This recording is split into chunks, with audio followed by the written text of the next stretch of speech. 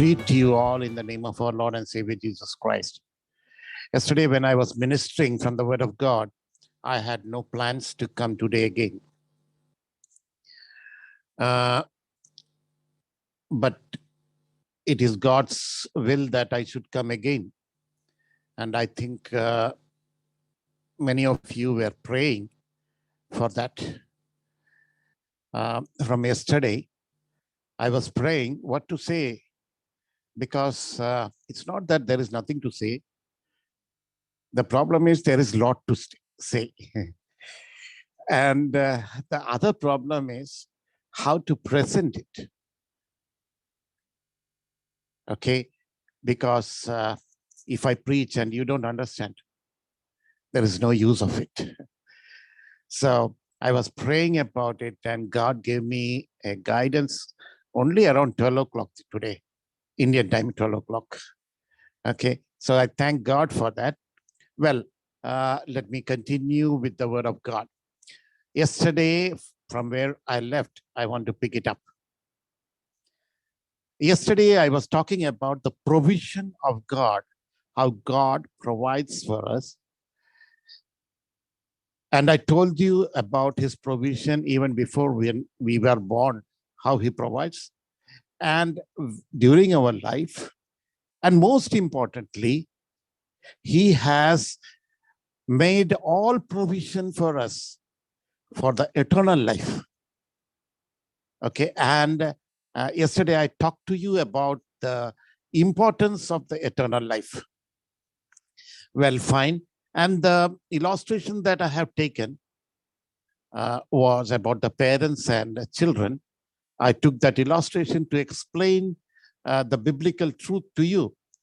I used a lot of illustrations, and I think that the illustrations help us to understand the message better. And the easiest way to remember the message is to remember the illustrations. Okay, so whenever you deal with your children and all, always remember your relationship with Christ. God will be speaking to you through all those things, right? Okay, now, even if you as a parent provide everything for your children, that doesn't mean that your child will become a good person and a bright person, and he will come to a good position. That doesn't mean that, does it? Does it? No. You can do what you can, but the child also has to do something, isn't it? The child has to hold on to your provisions, the provisions, the resources that is available to him, and climb up, isn't it? Isn't it? So there is even if you do everything for your child, the responsibility of your child is to hold on to the provision. So today I will go to the responsibility of our responsibility. Now, I would like one of you to read that verse on your poster in, I think, Timothy, chapter 6. Verse 12. 1 Timothy chapter 6 and verse 12. Fight the good fight of faith. Lay hold on eternal life, to which you were also called. Fine. I will concentrate. I think there is an echo. When I'm speaking, there is an echo. Suddenly it has come. Okay, now it's okay. So I will concentrate on two things, okay? And I'll explain it and go further with my message. One is that fight a good fight of faith, okay? So faith is one matter. Over there is a fight. And in that fight, faith is of great importance. And the other thing is that hold on to the eternal life, hold on. Now, how you will explain that hold on? Have you ever been to Mumbai or Kolkata, and have you traveled in a local train? Okay, you will understand how it is hold on. If you have ever traveled in the Mumbai or Kolkata or any metropolitan um, local trains, which are heavily crowded, you will get just minutes to get into the train, and you will get within that minutes, people have to get down and people have to get in. Suppose you are on the platform to get in, and you just get a toe hold. That means you can put one leg inside and you got a handlebar to catch. That's all, and the train moves. And people start shouting, hold on, don't leave it. You understand what does that mean? Hold on, your life depends on it. Hold on, your life depends on it. Don't loosen your hold. You get that message? That is a very great thing, a responsibility. Now, I'm asking you, in this verse, it says, hold on to the eternal life. Who is responsible for holding? God or us? And you start praying, God, you know that I have very weak hands and I cannot catch. You know my difficulties. You know my infirmities. Lord, you hold my hand. Will that work? See, what I tell you is that this is our responsibility. And it is a fight. And this fight, we have to fight. That is why it is said, hold on. The command is to us. It is our responsibility. In other sense, what it means there is that if you hold on, God will hold on. But if you don't hold on, there is no guarantee that God will hold on to you. Why? Because the relationship is such that there is no compulsion in the relationship. God is not compelling you to hold on. In the relationship, there is no compulsion. It is only love. Okay? Love, trust, and all those things that help you to take forward the relationship. Okay? You are a free person to come into the relationship. And after you come into a relationship, in the relationship also you are a free person to remain or to get out. God will never take away your freedom. Right? So that is why it is saying it is your and my responsibility to hold on. Okay. Now you are holding your handlebar of the local train and you have just got into the train and the train is moving. Somehow you elbow and move a little inside. Okay. Somehow you reached, now you reached inside and you are standing on the passage, you know, right? In the middle of the door inside passage. You have another responsibility there.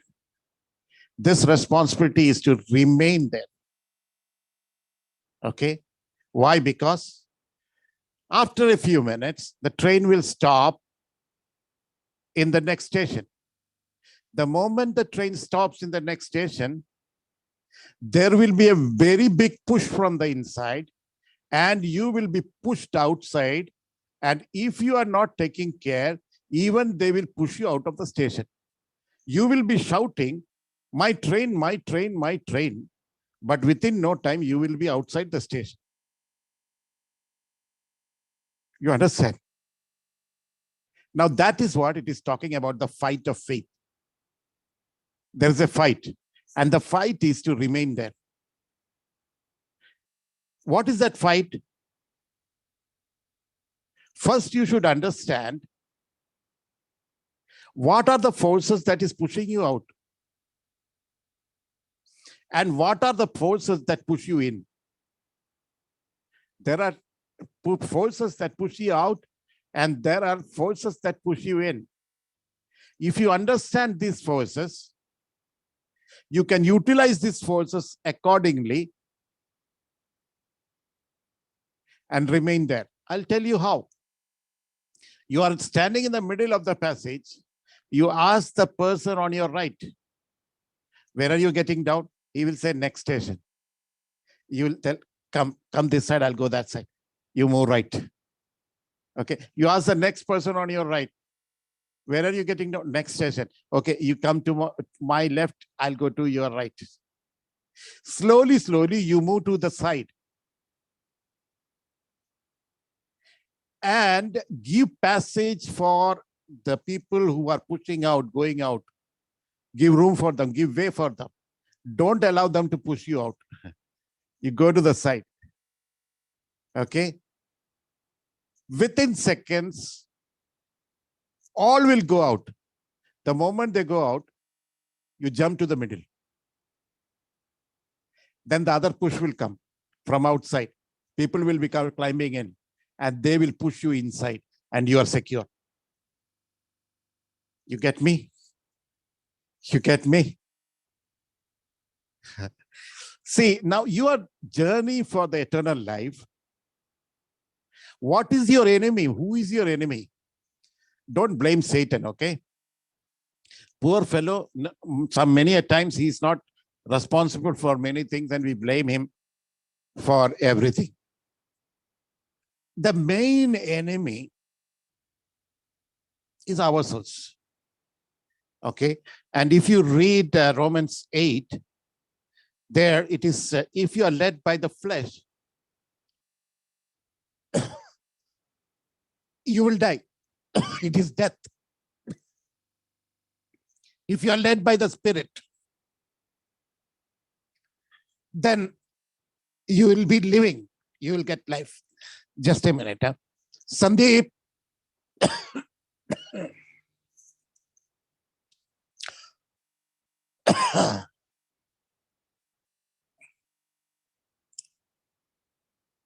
थोड़ा पानी दो.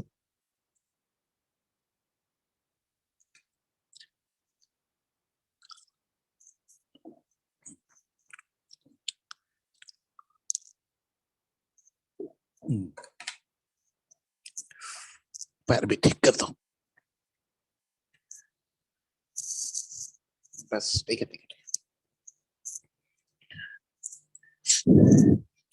पैर भी ठीक कर दो.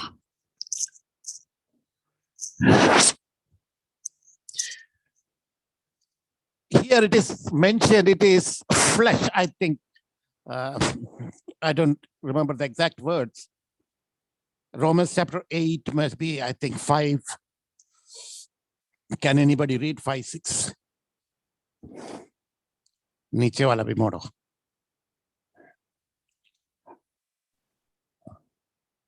Five and 6. Those who live according to the flesh have their mind set on what the flesh desires. But those who live in accordance with the Spirit have their mind set on what the Spirit desires. The mind governed by the flesh is death, but the mind governed by the Spirit is life and peace. Mind governed by the flesh is death. You can consider that as the people going out of the train. You are governed by the push which is going out, then you are out. Okay? And if you are governed by the push that is coming in, you are in. If you are guided by the Spirit, you will be getting life. But if you are guided by the flesh, then it is death. Simple as that. And that is why Timothy is encouraging us, hold on. Fight a good fight of faith. Okay? Well, now, before coming and talking to you going deeper in explaining the enemy and the spirit, okay, I will try to tell you about faith also. What is faith, okay? Because this fight that has to be fought, faith has an important role. And if you do not have faith, and if you do not have a strong faith, then it will be difficult for you to fight the fight of faith. You get me? See, the work of the devil is to confuse us with the teachings. The teaching is there, but our mind does not understand it, grasp it. He contaminates our thinking process, and we do not reach to the truth. I'll explain it, okay? Because I have realized that faith is one subject which is confused a lot. And you need to have a clarity about faith.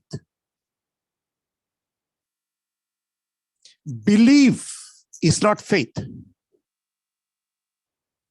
Faith is not believing. Both are different. But the problem is that our Indian languages have the same translation, Vishwas or Vishwasam, for both the words. In those who are Indians, I'll tell you,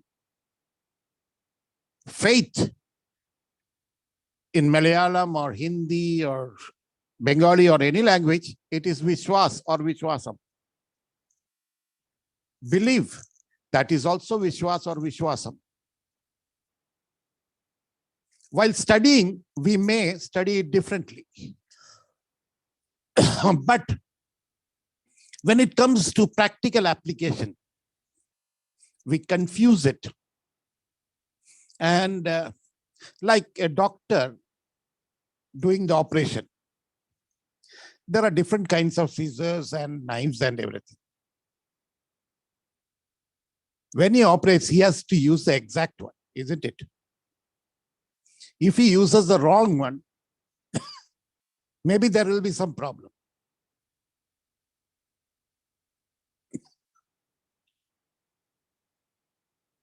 It is the same with faith. In our practical life, if we are not using the right one,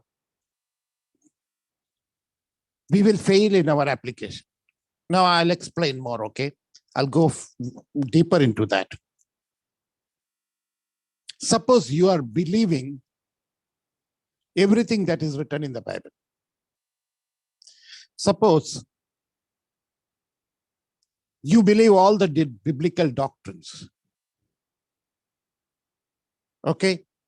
Suppose your life is based on those doctrines.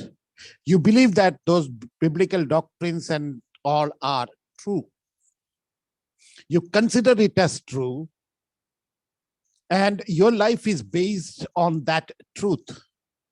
You are a very principled person, disciplined person, and you are following all those things. Does that mean that you have faith?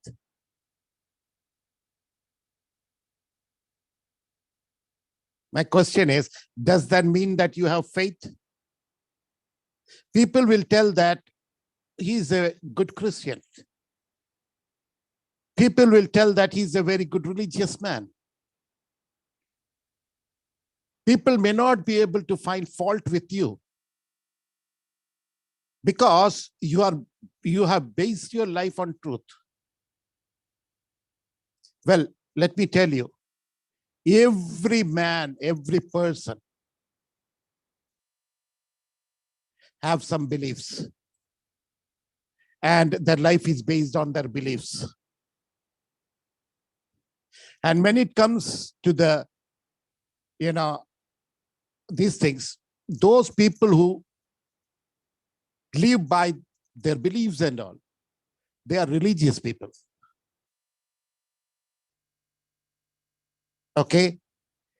That is not at all faith. Then what is faith? In faith, there is dependence, there is trust. There is dependence, there is trust. And faith is always in a person. Faith is always in a person. People of other religion will not understand faith because they do not have any relation with their God. But ours is not a religion, it is a relationship, and faith is important. Okay, now what is faith? God asked Abraham, leave everything, your family, your everything, and go to the place where I'm going to show you. And Abraham started. Now ask Abraham, Abraham, do you know the place where you are going? Abraham will say, no, I don't know. But I know the person who told me to go. I don't know the place where I'm going, but I know the person who told me to go. Next question. Do you know the way to the place where you are going?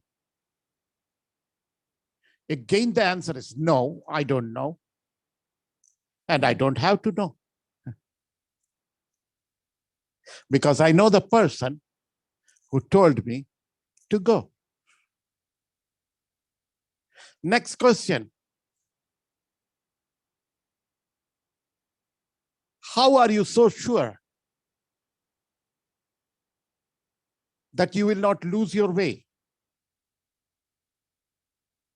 Because I trust the person who told me to go. And he told me that go to the place where I am going to show you. So he will show me. How are you sure that he will show you? He told that. Okay. But how are you sure that he will show you? Maybe if he forgets. Again, the answer is, I know the person who told me to go. He's trustworthy. I trust him. And I depend on him. Again, let me tell you, belief. Belief is just information. The biblical doctrines and what you are reading from the Bible and everything, that is information. Once you get the information, you analyze it, you reason with it, and you accept it as true. That is an intellectual act. You accept it as true. Finished. Your belief doesn't grow. It remains the same. Either you believe it is true or you believe it is false. It will never grow. But your faith will grow. The more you know the person, your faith will grow. Again, let me tell you, in belief, you need information and you accept it as true. That is finished. But in faith, it is beyond that. You get the information, you accept it as true, and there is trust and there is dependence. You leave yourself into that person's hand. That is faith. You may know the whole Bible and you may be leading a disciplined life, but that doesn't mean you're fighting the fight of faith.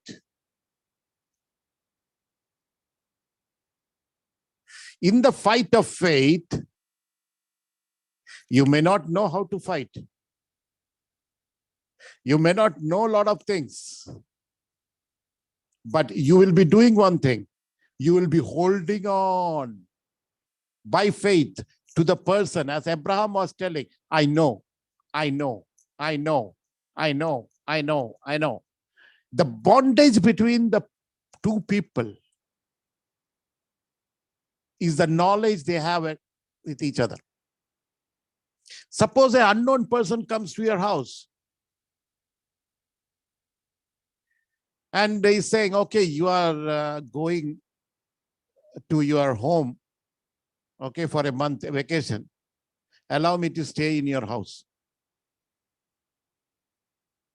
Will you give your house to him? No, because you do not have any faith in him. But a known person whom you have faith in, if he comes and asks, he doesn't have to ask, you will go to him and tell, come and say, you have a problem, you come to my house, you stay. I am not there for 1 month. You can use my house there. See, knowing the person is very important. Do you know Christ? Do you know God? In Timothy itself, Paul is writing, I know whom I believe in. I know. In Malayalam also it says, ഞാൻ ആരെ വിശ്വസിച്ചിരിക്കുന്നു എന്ന് ഞാൻ അറിയുന്നു. I know. If anybody tells you that faith is blind, I don't believe it. I don't believe in an unknown person. I believe the one I know. Today, Pastor was taking the passage from the shepherd and the sheep. I think John chapter 10, isn't it? Can you read the verse 10 of that chapter?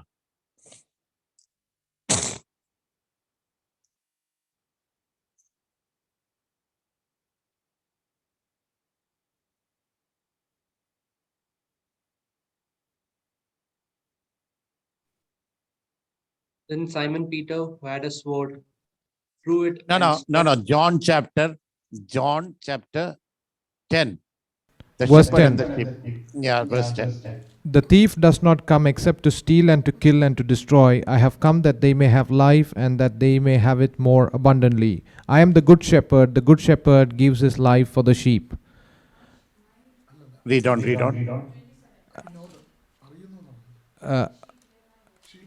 Should I continue this passage or read the other verse? Continue. But a hireling, he who is not the shepherd, one who does not own the sheep, sees the wolf coming and leaves the sheep and flees, and the wolf catches the sheep and scatters them. The hireling flees because he is a hireling and does not care about the sheep. In 27 it says, my sheep. Verse 14. I am the good shepherd, and I know my sheep, and I am known by my own. As the Father knows me, even so I know the Father, and I lay down my life for the sheep. Wait. Okay, fine. Thank you. See, keep this transcript there. Okay. See, verse 14, what it says is that I am the good shepherd, and I know my sheep, and they know me. That is the secret of the relationship. The more you know him, the more you cling on to him. The more you know him, the more you depend on him. Faith increases. To know him, you have to take out time. To know a person, you have to take out time. To understand him, you have to spend time with him.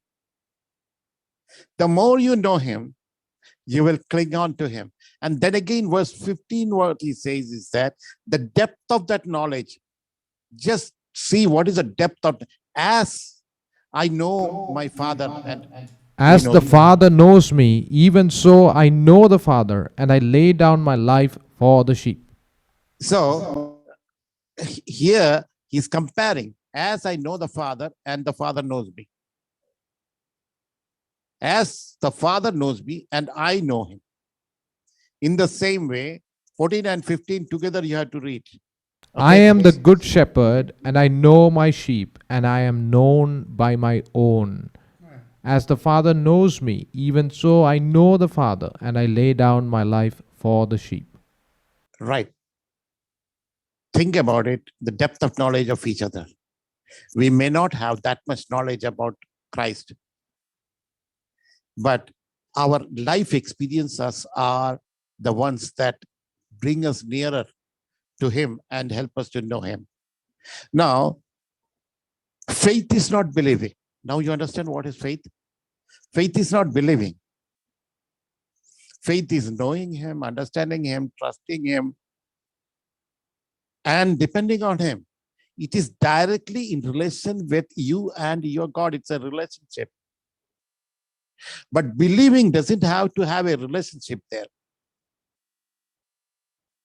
Believing can just remain intellectually, but faith is from the heart. Believing is intellectual and faith is from the heart. Belief does not grow, but faith grows. Okay? And faith is tested, belief is not tested. Okay? Because it has to graduate. From kindergarten to graduation, it has to graduate. Right?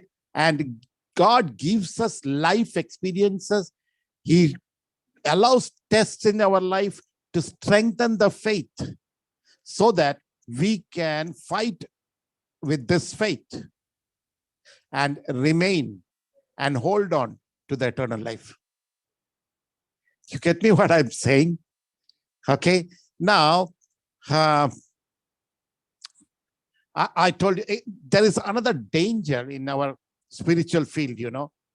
Okay. Another word which is called positive thinking. Nowadays, positive thinking is coined as faith. It is being changed into faith. What is positive thinking? Positive thinking is nothing but making yourself believe that what you desire and dream will come true and happen like that. You desire and dream something, and you tell yourself it will happen like that, and God will make it happen. God will make it happen. You speak it 10 times, and you yourself will start believing it. This may not have anything in relation with truth. It may be far away from truth.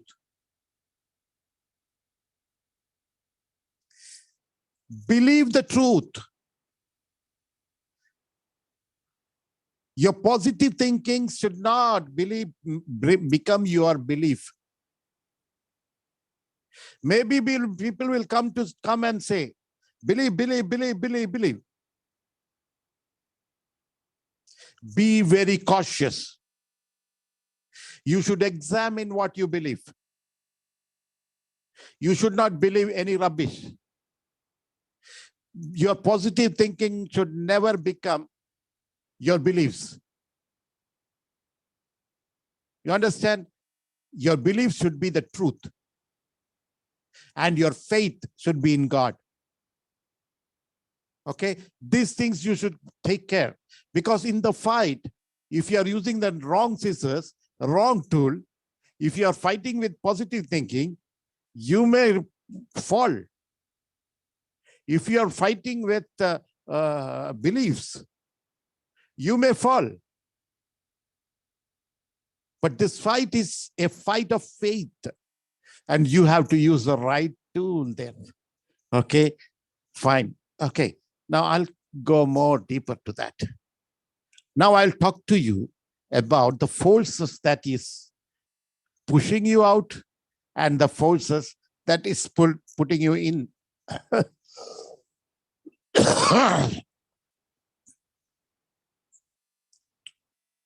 In Romans chapter 8, it talks about the flesh. And what is this flesh? What is this flesh? This flesh is nothing but the sinful nature in us. In short, it is a sinful nature in us. Or in other words, it is just the corruption of our soul. When did the corruption of the soul happen? It happened in the Eden Gardens. When Adam and Eve sinned, the soul became corrupted. Okay? And this sinful nature is the product of that corruption. Okay? That means the malfunctioning of the soul. Okay? I'm not going to explain what is soul and everything to you, but I've just said, maybe your pastor will explain it, that if anybody has doubt, you can ask him about it. Now, what is the sinful nature? Who has this sinful nature? Every person born in this world is born with the sinful nature. No one is exceptional. Every person born in this world is born with the sinful nature because it is carried on hereditary. Okay. And further, what is the sinful nature? Can you read Romans chapter 7, verse 14? For we know that the law is spiritual, but I am carnal, sold under sin. Yeah, okay, okay. So here, law is spiritual, okay, fine. But who am I? I am carnal. And what is my condition? Sold under sin. Under sin. So who am I? And who is sin? That means sin is the owner and I am the slave. Am I right? You may not agree. If I say that you are a slave and sin is the owner, you may not agree with it. Okay? But the Bible says we are born like that. Some of you, the situation may have changed. But some of you may be still like that. Okay? So we are slaves to sin. Who is more powerful? The owner or the slave? Who is more powerful? Of course, the owner. Can you win over the owner? No, you cannot defeat. That means you can never be free. You try, you can never be free. See, I'm telling you the truth. Now, don't get upset about it. Okay, this is the truth. I'm talking to you about the sinful nature. Okay, this is the pathetic condition of human being. God had pity on us and he opened the way of salvation. Okay, and we should be glad for that. But we should know who we are first. What is our condition? Who is our enemy? Okay, that we should know. Who is pushing us out? We should know. Okay, you can read. Now you have read 14, 15, 16, verse 16 you can read. Then I do what I will not to do. I agree with the law that it is good. Okay, read on. But now it is no longer I who do it, but sin that dwells in me. For I know that in me, that is, in my flesh, nothing good dwells, for to will is present with me, but how to perform what is good I do not find. For the good I know what is good and I know what to do, but to perform, it is not there. Product is not coming out. I wish to do good, but I always end up doing what I wish not to do. That is the condition of the man who is a slave. And in verse 17 there you read Again, can you read? But now it is no longer I who do it, but sin that dwells in me. Okay.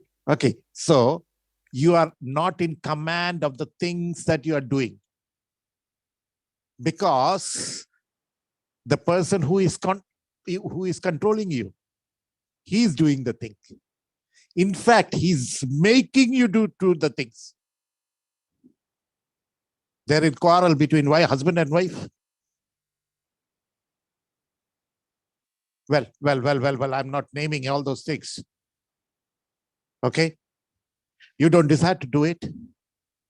You don't want to do it. After doing it, you regret it. You say sorry for that. Your temper gets high. You shout at the other person. Then you feel sorry about it. You know why? Because there is something inside you which pops us up and makes you do it. What does that corruption mean? Corruption means it is not that completely bad. It is like a virus, coming to the computer. Many a times it is functioning very properly, nicely, but sometimes it is not functioning in the way that it should work. That is what is happening with the sinful person. Now you understand the sinful nature in us. And this sinful person cannot gain victory over the sin, over the master. He's in a pathetic condition. I think if you go down, you should read that passage completely from 14 down. You should be, after the meeting, you can read it, that passage. Please do that. And you understand that.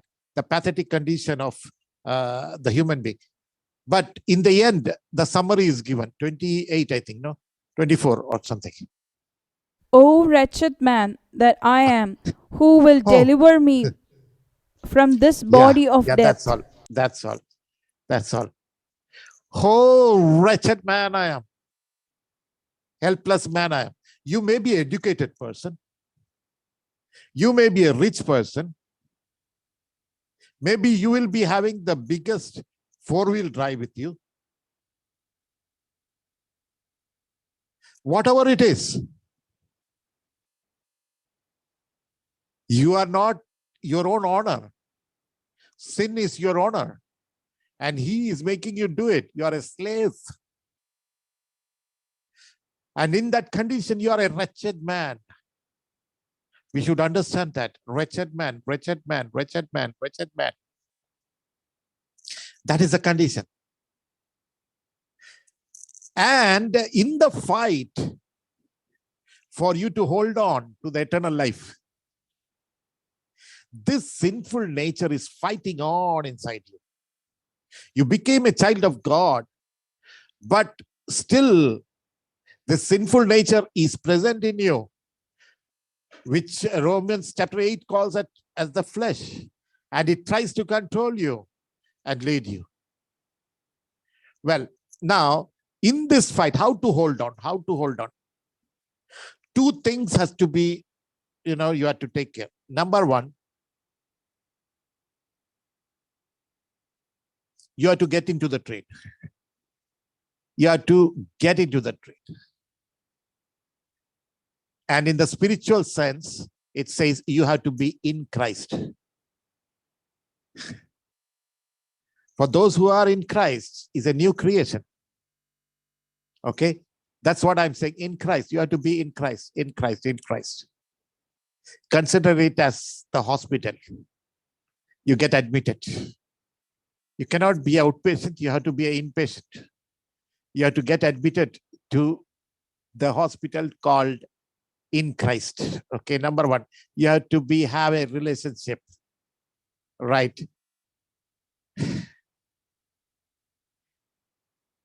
And the second thing is that you allow God to treat you.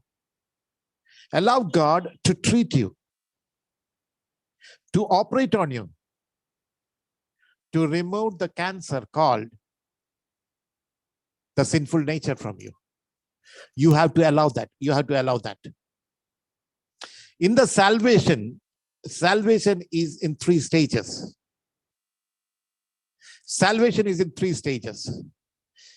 Number one, it is compared with the, clay and the potter. It is clay and the potter. Number one, you come in relationship with the potter. You come in relationship with God. That is the number one stage. You come to the workshop of the potter. The clay should come to the workshop of the potter. This is the first stage. That is what we say we are saved. And the next one is that you allow the potter to work on you. The potter will jump on you. The potter will jump on the clay. The potter will put water into the clay. The potter will take a hammer and break the hard ones and all. And he will work. Till when? Till it yields, starts yielding. And the final stage is the rapture. That is when you are put on the wheel. The wheel is turned. He puts a hand on it, and there comes out a pot. Beautiful pot. That's what is rapture. And everyone will look and they will be surprised. Amen. Hallelujah. Now, the first stage coming to the relationship with God is very easy. Okay. And the third stage also, the rapture is also very easy. But the second stage, when the potter works on the clay, it is painful. It is painful. It is painful.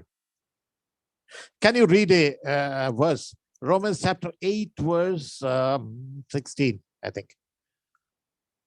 The Spirit Himself bears witness with our spirit that we No, are. the 18. For I consider that the suffering of this present time are not worthy to be compared with the glory that which shall be revealed in us. Wow. There is suffering presently. Why? Because the potter is making us, building us. And he is taking out the stones, small stones from the clay. The stone should not be there in the clay. Even the tiniest stone, he will take it out. And he will remove it. And there is suffering in that. There is pain in that. And we may think that, oh, this much pain. Why, God? So much pain and suffering in my life. Why, God? Are you not there? We don't like it. We run away from pain and suffering. And it may look very great, and it may be great. But when you look at the final stage, the glory that is going to be revealed in us, then this will seem very little, very little, very little, very little. Wow. It's just for a short time. 70 years. Short time. When compared to eternity, see, when you say, oh, 70 years, how long? But when compared to eternity, you will say it's little, it's little. It is very little. In the same way, the suffering is very little. But that is where you are allowing God to take away the sinful nature from you. That is where you are being saved from the power of sin. In the first stage, you are saved from the punishment of sin. And in the second stage, you are being saved from the power of sin. The first stage is called justification. Second stage is called sanctification, where you are sanctified, purified, you are made holy. You are brought into the likeness of Christ, and that may be painful for you. But remember, that is very important. That is what is holding on. Okay. Okay. Now let us go to quickly. Let us go to Romans chapter 8, verse 1 and 2. There is therefore now no condemnation to those who are in Christ Jesus, who do not walk according to the flesh, but according to the Spirit. For the law of the Spirit of life in Christ Jesus has made me free from the law of sin and death. Okay, quickly, I will explain this to you. Number one, get admitted into the hospital called Christ. Because for those who are in Christ Jesus, there is no condemnation. If you are in Christ, there is no condemnation. But if you are not in Christ, you are a condemned person. So make sure that you are in Christ. And how will you make it sure? How will you make it sure? Okay, you have a piece of paper. Quickly, if you have a piece of paper, I want all of you to take a piece of paper or small thing, very small thing in your hand. Okay. Small thing, very small, very small. If you have a big paper, you fold it. If you have a big paper, you fold it. Make it small. Yeah, tissue paper, that is fine. Good. Make it small. Right. Now open your Bible. Open your Bible. Put it inside. Close the Bible. I ask you, where is the paper? You will say, in the Bible. What you will say? In the Bible. And what happens when the paper is inside the Bible? Then you don't see the paper. You see the Bible. Simple as that. Simple as that. If you are in Christ, when people look at you, they will see Christ.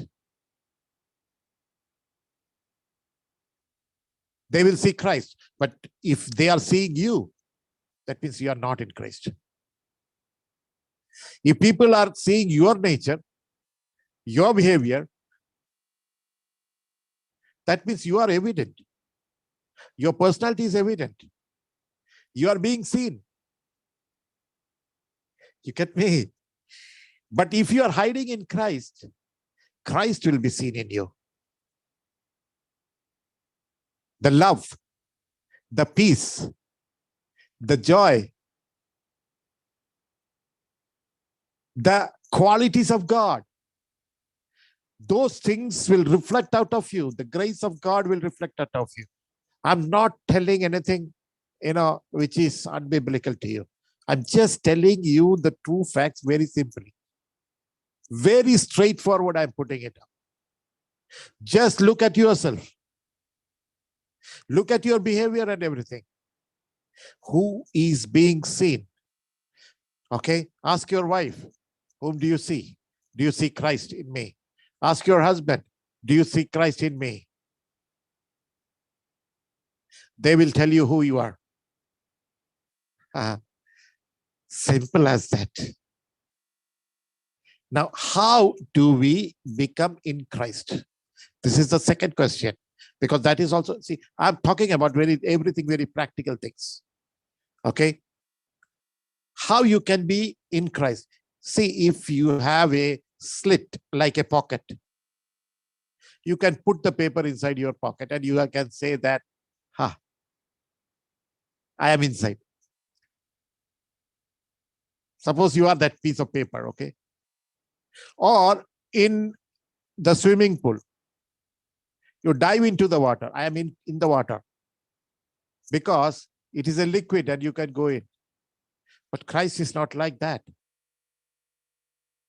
He is a person. And how can you be in that person? Simple as that. I'll tell you, when one personality, you are also a person, Christ is also a person. When one personality hides behind the other personality, Read Galatians chapter 2, verse 20. Galatians chapter 2, verse 20. I'm talking to you very important things. How to hold on, how to be inside the train. Okay. That is what I'm telling you. I have been crucified with Christ. It is no longer I who live, but Christ lives in me. And the That's all. life That's all. Fine. That's all. I don't have time. Okay. I'm just telling you this because here is a person who is saying that I am crucified with Christ. Is he physically crucified? No.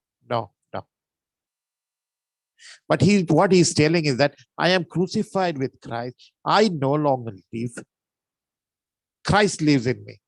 What it means is that he's surrendering himself to Christ and saying that, Jesus, I am a wretched man. And if I live, my righteousness will be seen. You are a perfect person. I have faith in you. I trust in you. I have faith in you. I trust you. So I give myself to you. From today, it is not my will, but your will. It is not my desire, but your desire. It's not what I want, it's what you want. I surrender my will to your will. I surrender my desire to your desire. I surrender my life to you. That means if my desire is to lift your desire is to lift my hand 1 feet, and I have a desire to lift 2 feet, I will limit my desire. I will only lift my hand to 1 feet. Again, let me say, I have a desire to lift my hand 2 feet. But Jesus has a desire for only 1 feet. Then what will I do? I will surrender my desire to his desire and say, no, I will just lift only 1 feet. When 2 people are married, one person has to say, not my wish, your wish.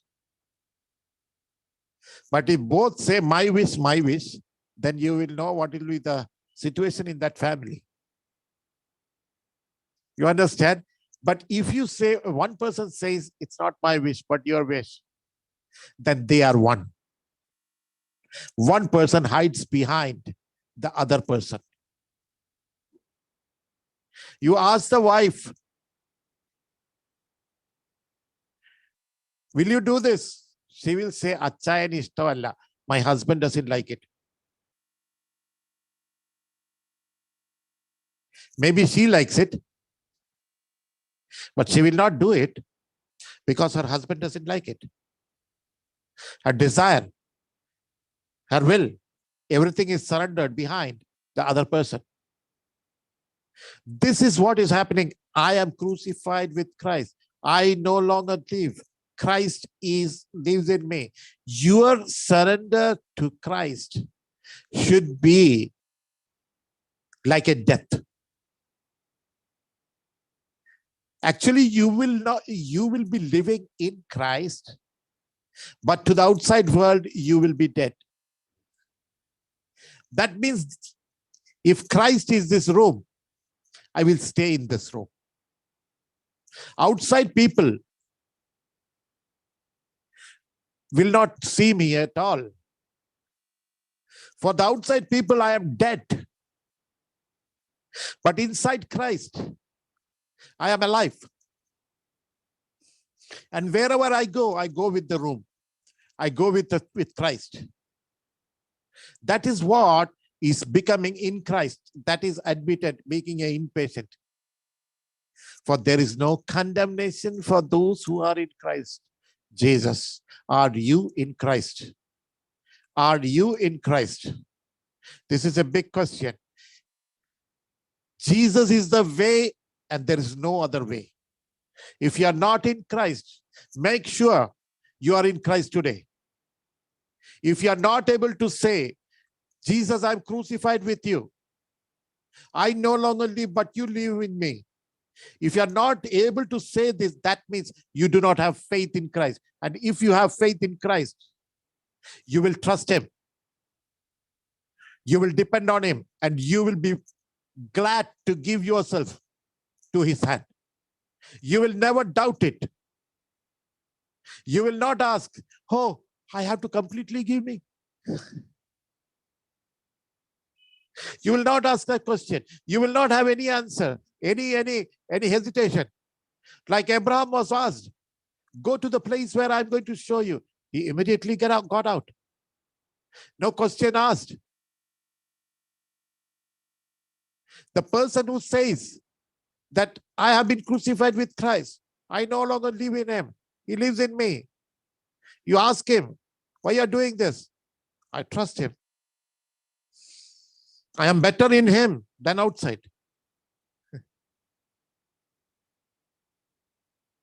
You will not have any hesitation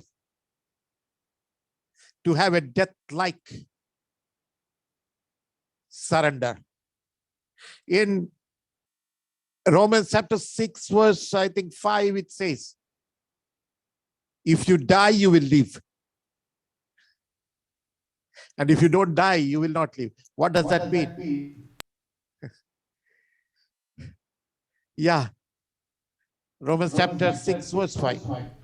For if we have been united together in the likeness of his death, certainly we also shall be in the likeness of his resurrection. The message is clear. You want eternity? You want the resurrection? If you want to hold on to it, you have to die. You know, when you take baptism, you are saying the same words that has happened already in your life. I have died, I have died, I have died. That you're testifying to others. That is what is baptism. It is not just simply dipping into the water. You're proclaiming, I am crucified with Christ. I no longer live. I am buried with him. And now the person that you see is not the old person, he's a new person who will be living in the newness of life. Because from today, you will not be seeing me again, but you will be seeing Christ in me. You will be seeing Christ in me because I am in Christ. You understand? For there is no condemnation for those who are in Christ Jesus. Now you are in the hospital, admitted, inpatient. Come on, come back to Romans chapter 8, verse 2. That is the second stage. For the law of the Spirit of life in Christ Jesus has made me free from the law of sin and death. Okay, you have your Bible open, concentrate on that word, and I'll explain it to you in simple words. I'll explain it to you.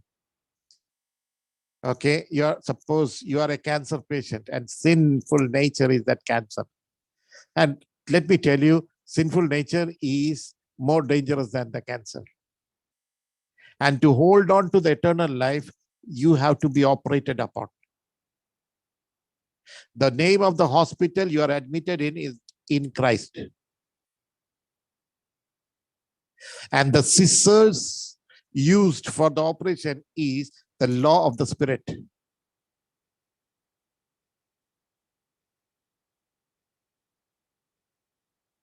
And the cancer which is removed, can you read that verse again? The law of the Spirit of life in Christ Jesus has made me free from the law of sin and death. Law of sin and death.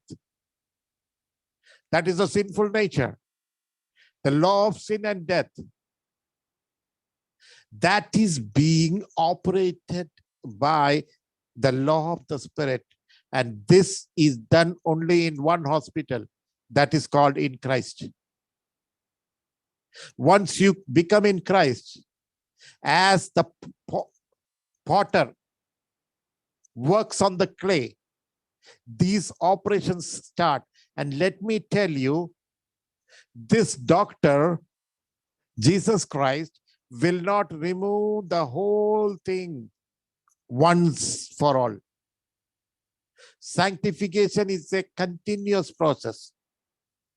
Okay, he continues slowly, slowly, slowly, slowly. Multiple operations will be there because the sinful nature is so much ingrained in your personality that if he removes everything at one go, you will die. So it's a delicate operation where you have to oblige to him and he will slowly do it. That means how he does it is that when you read the word of God, you will see the cancer. That is a scanning, CT scan or whatever scan you do, you will see the, cancerous portion. And you will not see everything. You will only see something. And when you see something, you allow the Holy Spirit, submit to the Lord, you allow the Holy Spirit to remove it. Sometimes it is painful. Sometimes it is hard. It is difficult to change. It is difficult to control your anger. But once you know it is something that is not needed in your life, you have to remove it. Maybe 1 day, 2 days, 1 week, it will take to complete the operation. But allow it, be in the ICU, be in the operation theater, let it be removed. It can be removed slowly. It cannot be removed. The anger cannot be removed at one go. Allow it to do it. Okay. In the similar way, the more you are operated upon and the more the law of sin is removed from you, you become more like Christ. And the two things that you're needed is that you have the scanning machine called the Word of God, which is called the mirror. In that you have to see. And then you have to allow God to operate with the law of the Spirit, the Holy Spirit, to work in your life, in your personality, and it will be removed. Amen. Hallelujah. And let me tell you finally one thing. Once you are in Christ, Jesus will not bind you there. He will not make you a slave over there. You are a free person and the door is open. You can walk out any moment. Satan will be outside the door tempting you. Hey, come, look at this. Lot of temptations will be there, but it is your responsibility to hold on, to stay on, to remain there in your surrender. It is not a one-time thing that you say that I'm crucified with Christ, I no longer live. It is not a one-time thing that you will be saying continually every day, reminding yourself every day, and you will be committing yourself to the Lord. It is not that you are in Christ sometime 10 years back. No. When I received Jesus as my Lord and Savior, I became in Christ. Well, that is not the question. Are you in Christ now? Are you remaining in Christ? Yeah, you got into the train, fine, no problem. But the people pushed you out of the train. Not only that, they pushed you out of the station. And you are still talking and boasting about the train. You have to remain in the train. Hold on to the eternal life. Fight the good fight of faith. You need faith to hold on. Many a times, the situation that you go through, it is so painful. And you will say that, no, Lord, this experience is painful. I don't want more. Like the wife of Job came and told, why don't you deny God and go and die? Amen. Situations may come like that, but that is where you need the faith of Job, where you say, I trust the doctor. He is doing a good work and doing it. Finally, let me conclude. My wife had cancer. And finally, there was only one way that we go for operation. It was on 4th stage, okay, fine. But the last option was that we try one more operation. She was admitted into the hospital.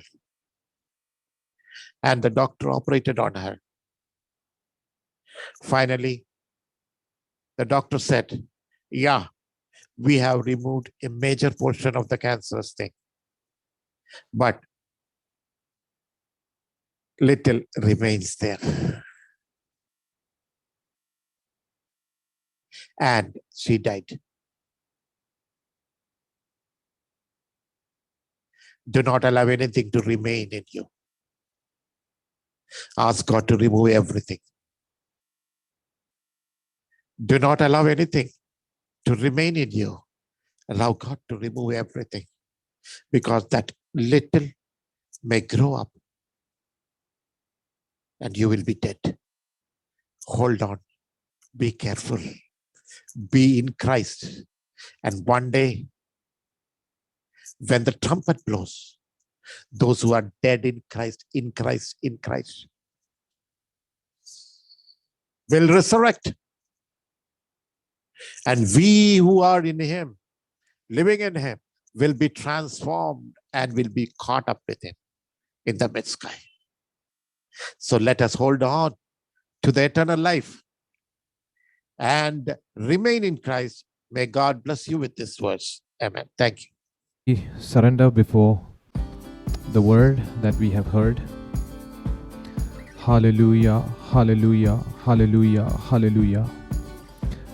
We have to be found in Christ. We have to be crucified with Christ. No longer we who live, no longer I who liveth, but Christ lives in me. Praise the Lord. Especially, hallelujah, the Lord has spoken to us that this is a process. Very beautiful illustrations in a way that even our children can understand. Hallelujah. We have entered into this train. It is a great privilege. We could come into the station, enter into the train. But there are those two forces, the forces of the flesh that is constantly battling to take us out. There at the same time, the forces that is favorable, the forces of the Holy Spirit that is working in our favor to keep us in. Hallelujah. These days, even as the sanctification process is going on in each one of us, hallelujah, how submissive are we? Hallelujah, hallelujah, hallelujah. What is our level of surrender? Thank you, Jesus. Can we, hallelujah, in front of the verses that we have heard today, can we test ourselves? Examine ourselves. The word tells us, test yourself. Examine yourself whether you are in the faith. The man of the Lord challenged us. Yes, we do have a history that there was a time when we entered into the train. But when the pressures, when all the surrounding circumstances came around us, did the crowd push us out of the train? Did the crowd push us out of the station? Or are we in the edge? Can we, hallelujah, examine ourselves prayerfully? Hallelujah, how beautifully, hallelujah, the Holy Spirit enabled the man of God to, hallelujah, speak to us. Hallelujah. It is a great privilege in this time and age to listen to the true word of life. Hallelujah. How we allow ourselves to be an inpatient in Christ hospital. Hallelujah. To be found in Christ and not to be found outside of Christ. Hallelujah. Hallelujah. Allow the Holy Spirit the scissors of the Holy Spirit, the law of the Spirit, to do the surgery in us, to remove the cancerous sin completely from us. The purification, the sanctification process is not a once for all process at a one time event, but it is a continuous process. Then all the elements of this cancerous sin is removed stage by stage by stage. And once that process is completed, the glory that will be revealed in us, hallelujah, we will be lifted up, hallelujah, as an honorable vessel for our Master, an eternal vessel. And that's why Paul is writing to Timothy, hold on to eternal life, hold on to Jesus Christ, continuously being crucified with Christ, constantly having no separation at all. Hallelujah, hallelujah, hallelujah. Let us surrender and pray. And as we are going to conclude this fasting prayers today, Hallelujah. Let us submit our body as living sacrifice into the altar, so that the Christ does the operation at every moment of time, through the sufferings, through the blockages, through the delays. Hallelujah. God is working on us. Hallelujah. God is working on us. Hallelujah. Let us commit ourselves for a moment. Let us humble our hearts. Father, many times we don't understand our hidden sins. We are always self-righteous. We are justifying ourselves. That is the biggest sin. We commit today our lives. Hallelujah. We submit ourselves to be in the hospital to operate us. Father, take out all the bad elements of our sinful nature. Thank you, Lord. Thank you, Lord. We would like to represent you. We would like to be your sweet fragrance wherever we are. We don't want to boast about ourselves. We want to boast in Christ and the crucifixion. We can proudly say, I am crucified with Christ and I am living no more. Christ is living in me. Thank you, Jesus. Father in heaven, thank you for giving us the great gift of salvation. Jesus Christ died for our sins. We don't have to die physically, but our sinful nature has to die. There are elements of sinful nature, hallelujah, to be crucified again. Father, in the continuing days, while we are meditating the word of God, reveal us the sinful nature pending in our body, in our flesh. Let all the veil be removed in the name of Jesus, to reveal the truth and understand the truth and follow the truth. Hallelujah. Thank you, Jesus. We commit each and everyone who heard this word of God and who are going to hear the word of God, hallelujah, to sanctify themselves in order to glorify in the day of Christ. Father, you are coming again to receive us. You will take us into heaven and we will be with you. At that time, there is no suffering. There is a great joy in our life, Father. Today we are enjoying the joy of Holy Spirit, Father. If somebody is lacking that joy, today commit your lives for the perfect will of Almighty God. He's a loving God. He's a living God. He loves us. Hallelujah. Thank you, Jesus. We commit our lives. We commit the pastor, hallelujah, and his children. And we bless him, Father. Use him mightily, Father. Hallelujah. We commit this church, Pastor Johnson as a family, and all the family members into your mighty hands. We are committing our lives for further crucifixion. We are committing our lives for further sanctification. We are committing our lives so that we will be glorified, Father. Hallelujah. Your glory will be revealed through our life. Hallelujah. Through our words, through our deeds, every moment of time, Father. We glorify your name. In Jesus Christ's name we pray. Amen. The love of our Heavenly Father, the grace of our Lord Jesus Christ, and the sweet fellowship of the Holy Spirit be with us now and forever and ever. Amen.